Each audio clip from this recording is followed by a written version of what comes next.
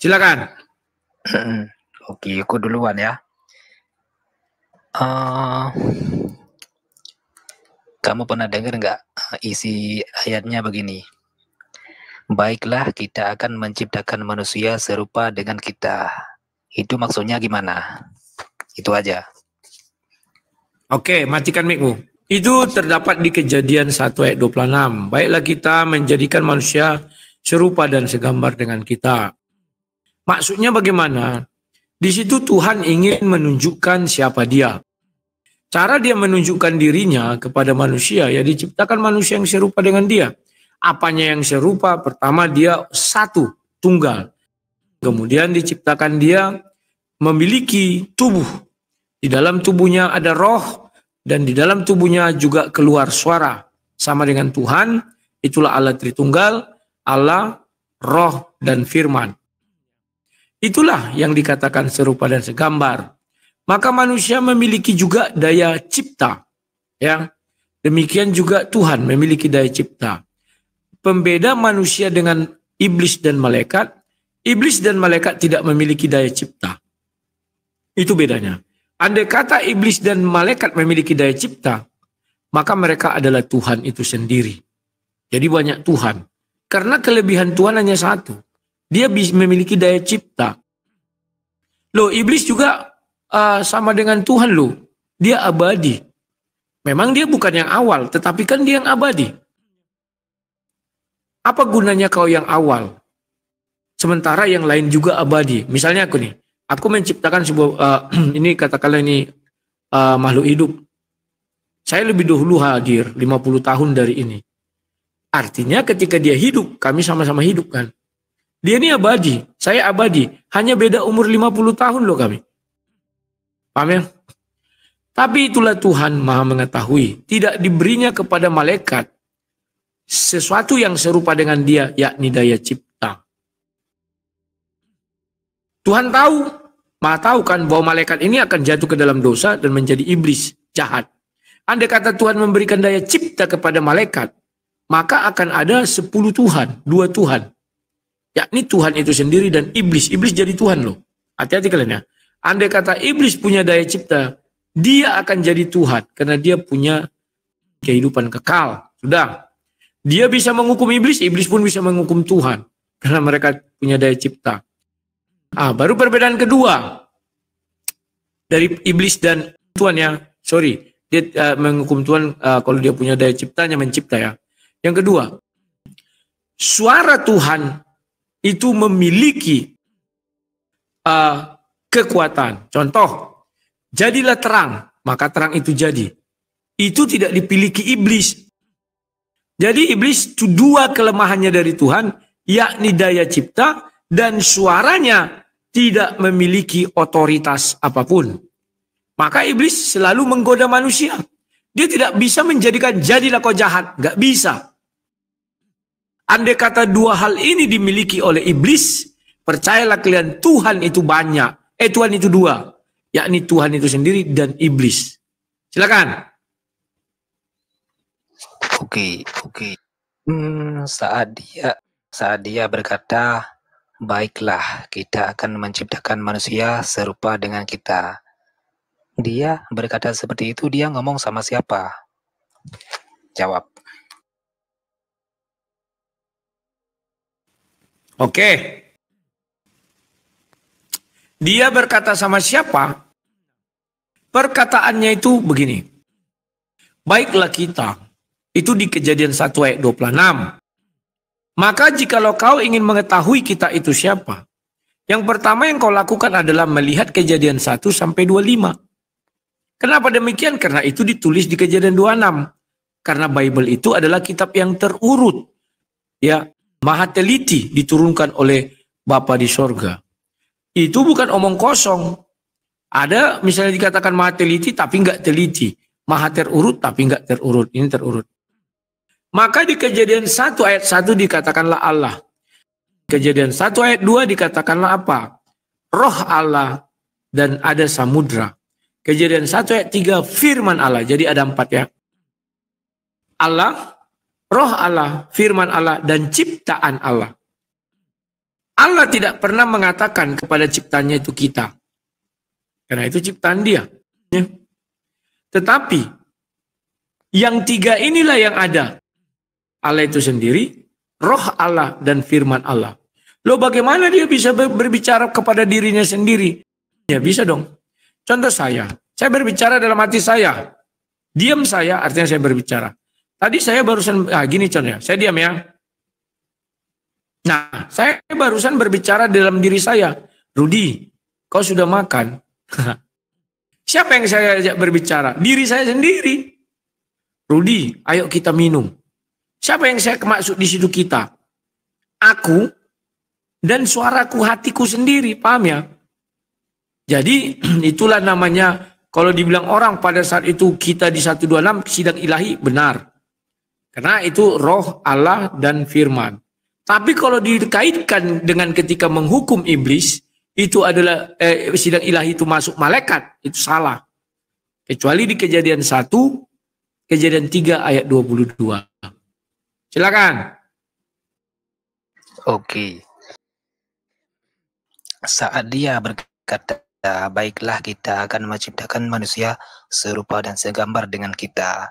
Apakah waktu dia berkata seperti itu, dia udah ada rupa atau wujudnya? Jawab. Rupa dan wujud siapa? Ya, wujud yang berkata seperti itu, wujud Tuhan. Oke, aku jelaskan. Sudah ada dong, maka dia mengatakan baiklah kita menjadikan manusia serupa dan segambar dengan kita. Makanya kalau kami bilang Tuhan punya hidung, itu nggak salah. Tuhan punya mata, melihat dengan mata, nggak salah. Tuhan punya mulut, nggak salah. Memang itu Alkitab mengatakan, maka dia meniupkan napas hidup. Kejadian 2, mulai dari ayat 7 itu. Niup itu pakai mulut, nggak pernah pakai kaki. Dikatakan Allah berjalan, ya kayak kita juga, dua kakinya berjalan. Ya, Allah berbicara dalam hati, ya sama dengan kita. Silakan. Berarti waktu dia berkata seperti itu, wujudnya sama seperti wujud manusia ya? Jawab. Ya, yang benar itu adalah manusia yang mengambil rupa Tuhan, bukan Tuhan yang mengambil wujud manusia, rupa manusia. Silakan. Seperti yang kita lihat nih, kita kan manusia punya tubuh yang ada alat-alatnya lah. Maksudnya begini, manusia punya tangan fungsinya untuk memegang, punya mata untuk melihat, dan punya kelamin untuk kencing. Apakah sifat-sifat tersebut sama seperti sifat yang ada pada Tuhan? Jawab. Oke, saya langsung tahu kau ini dari Uclim. Karena Uclim itu otaknya pasti kelamin yang nomor 1. Baru yang lain-lain nomor 2, 3. Otaknya itu nggak jauh dari selangkangan. Memang itulah takdirnya Uclim. Ya. Sampai kapanpun pasti lari ke selangkangan. Ya. Apakah Tuhan langsung aja? Apakah Tuhan punya kelamin misalnya? Iya. Dia selalu memposisikan dirinya, memperkenalkan kepada orang adalah seperti laki-laki. Kenapa demikian? Karena kan yang manusia pertama diciptakan dia kan laki-laki. Ya, Adam itu laki-laki. Makanya dikatakan baiklah kita menjadikan manusia serupa dan segambar dengan kita. Dia tidak menciptakan pertama kali perempuan.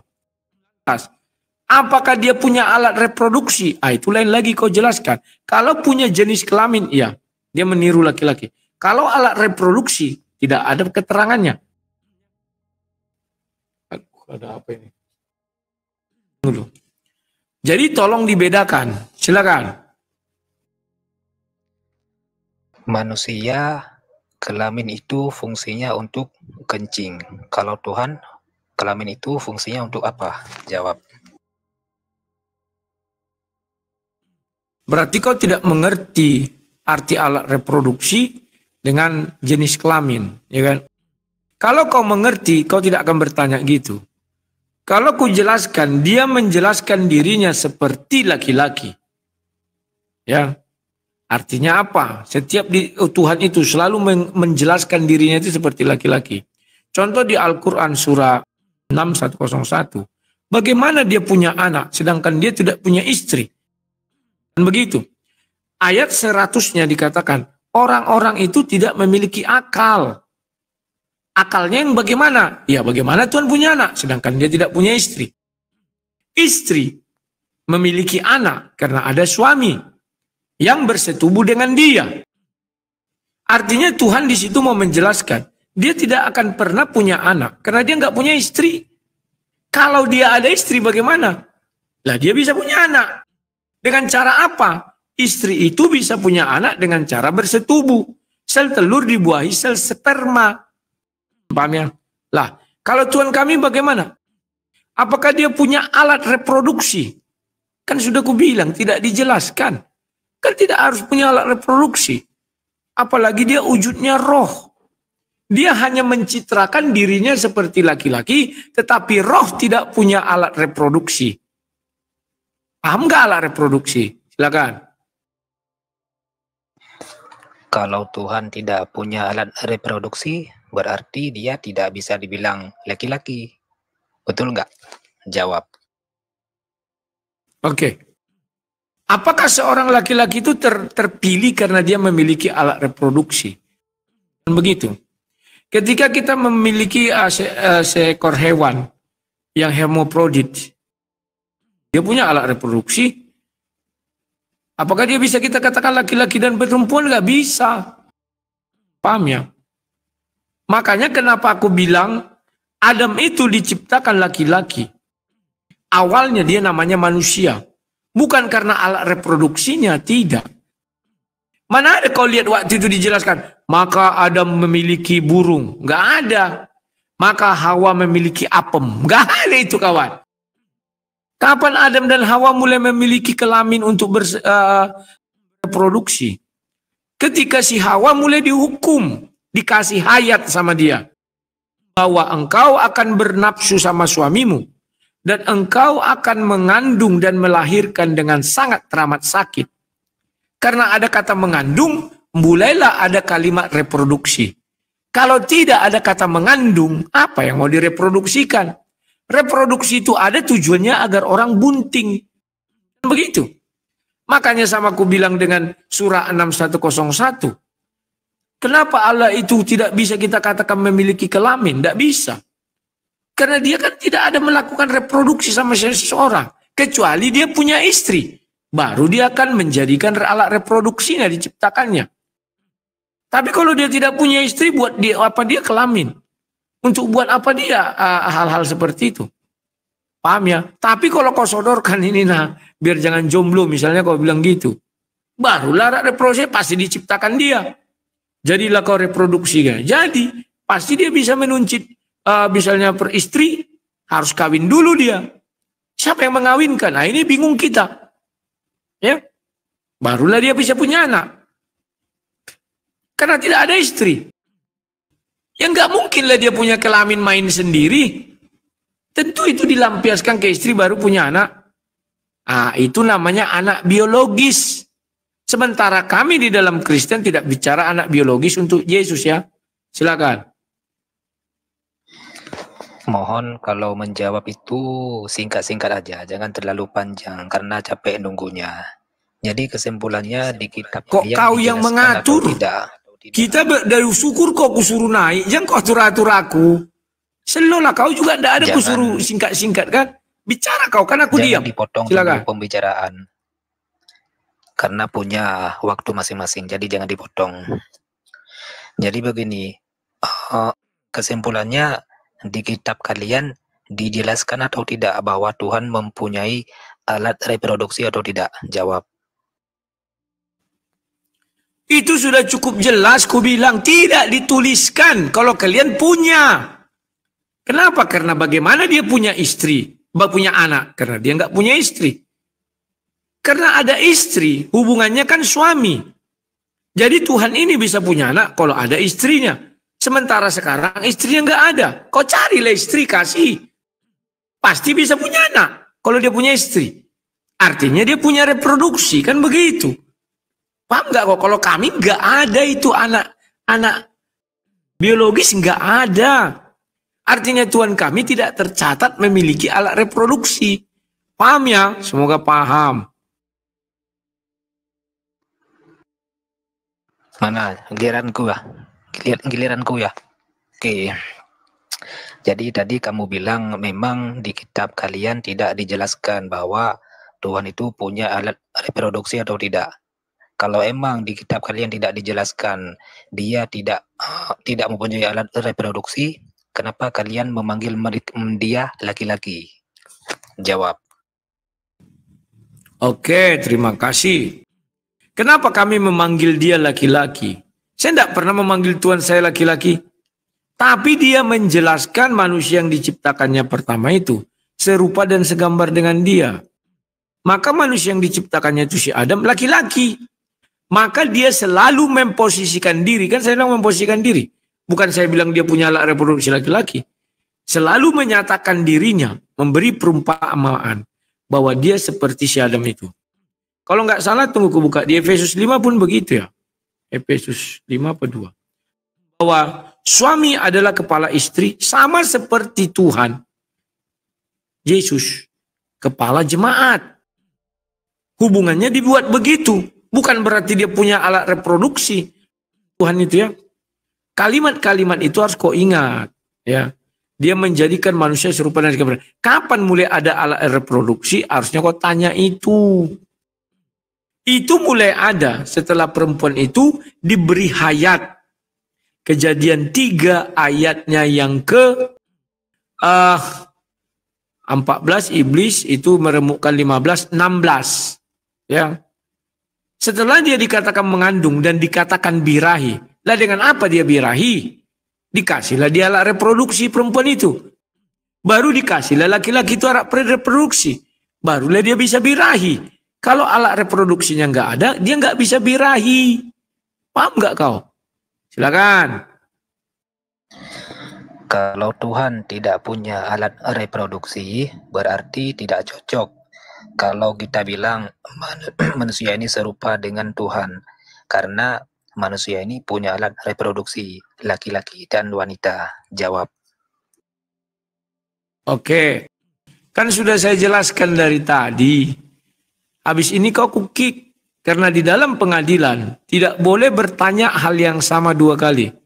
Ya, saya sudah jelaskan bahwa manusia diciptakan pertama kali serupa dan segambar dengan Tuhan. Namanya bukan laki-laki loh, manusia. Kapan dia dikatakan laki-laki, kapan dikatakan perempuan? Setelah dia mulai mengalami, orang itu dulu kan nggak tahu dia punya kelamin atau enggak. Cuman dilihatnya dia telanjang.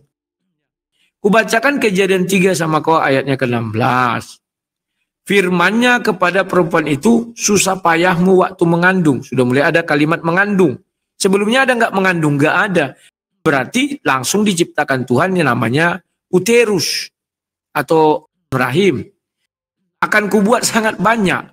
Dengan kesakitan engkau akan melahirkan anakmu. Dari mana anaknya keluar kalau dia nggak punya kelamin? Baru dibuat Tuhanlah jalan keluar anak itu. Kalau kita lihat sekarang namanya kelamin wanita. Namun engkau akan birahi kepada suamimu. Baru dibuat di situ suaminya birahi. Dengan apa? Suaminya itu birahi, tentu suaminya pun harus punya kelamin. Paham nggak kau? Dan ia akan berkuasa atasmu. Maka dia berkuasa ketika dia birahi, dia yang berkuasa atas istrinya. Sudah paham. Dan hal-hal lain dia juga berkuasa atas perempuan itu. Semoga kau paham. Bertanya sekali lagi hal yang sama, kau di-kick. Silakan. Berarti kamu ditipu oleh kitabmu sendiri, bahwa kalian memang kena tipu. Tidak serupa, malah dikatain serupa. Sedangkan manusia ini memang benar-benar punya alat kelamin, sedangkan sembahan kalian kan tidak punya kelamin. Jawab.